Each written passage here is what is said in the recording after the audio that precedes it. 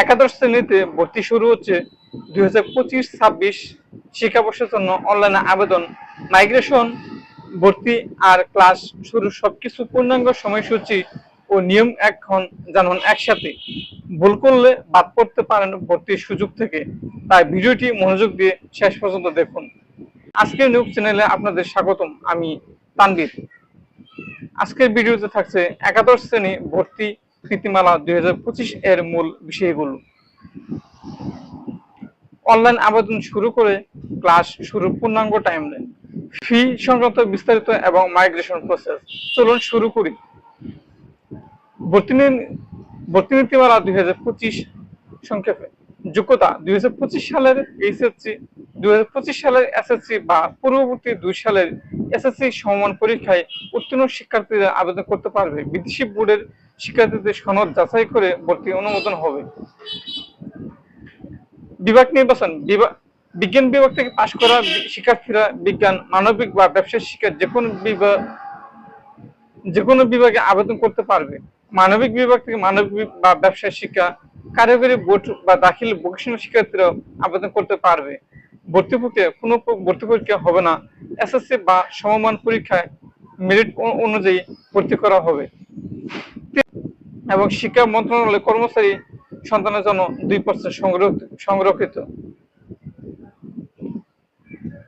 ফি কাঠামো: অনলাইন আবেদন ফি 220 টাকা, রেজিস্ট্রেশন ফি 24 টাকা, বোর্ডের ফি মিলে মোট 335 টাকা। সরকারি কলেজে সরকারি নিয়মে ফি নেওয়া হবে। বেসরকারি কলেজে session charge: Dhaka metropolitan Bangla version 2000 টাকা, মফস্বল বাংলা ভার্সন 1500 টাকা, নন এমপিও কলেজে ঢাকা শহরে সর্বোচ্চ 7500 টাকা পর্যন্ত।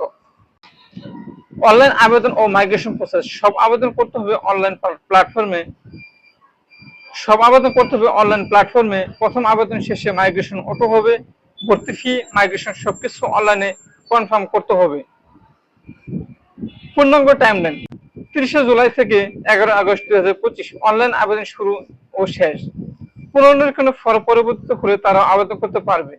12 আগস্ট যাচাই বাছাই ও আপত্তি নিষ্পত্তি।